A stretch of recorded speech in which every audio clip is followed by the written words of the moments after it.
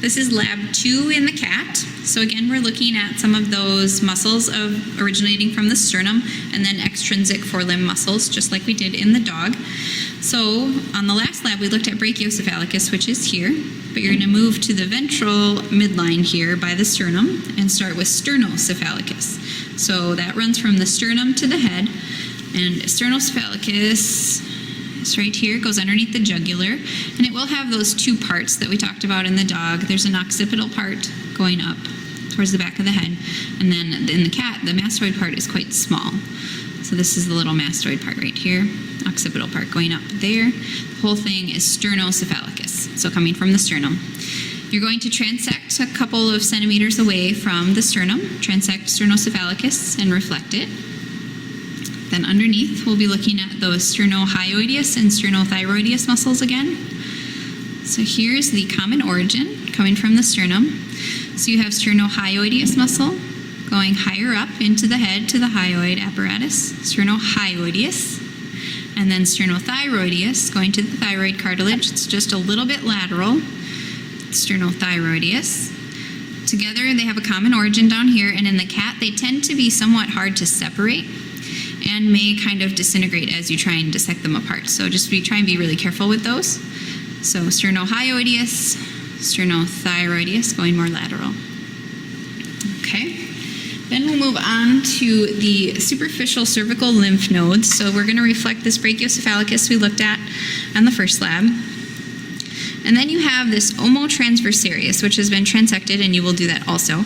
But omo means shoulder, so you're going from the shoulder region towards the head, and this is omotransversarius muscle.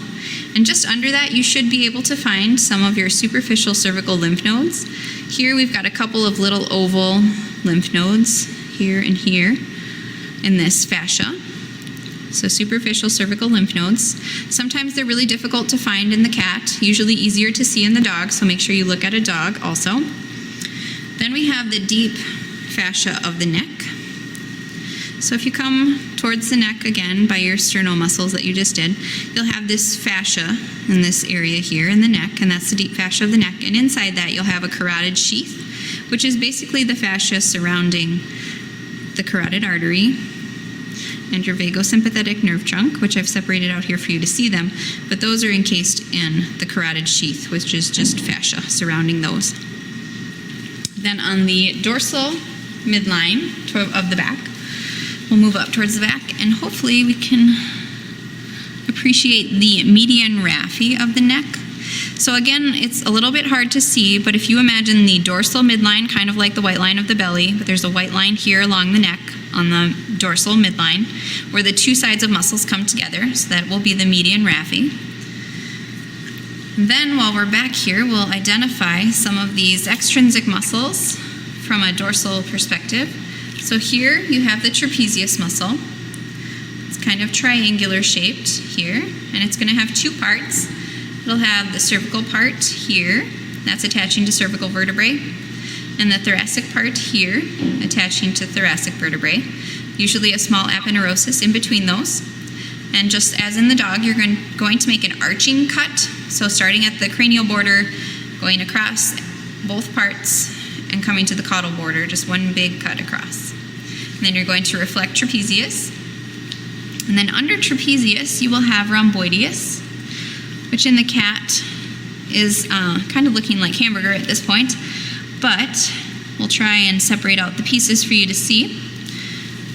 So similar to the dog, it has the three parts. You have capitis, which is kind of this strap going towards the head, so capitis. Cervicis, which is going to cervical vertebrae, so this would be cervicis. And then you have thoracis, which goes to thoracic vertebrae here. So thoracis, cervicis, capitis, all part of rhomboideus muscle. So again, you're going to transect that rhomboideus muscle all the way across those three parts and then reflect those parts.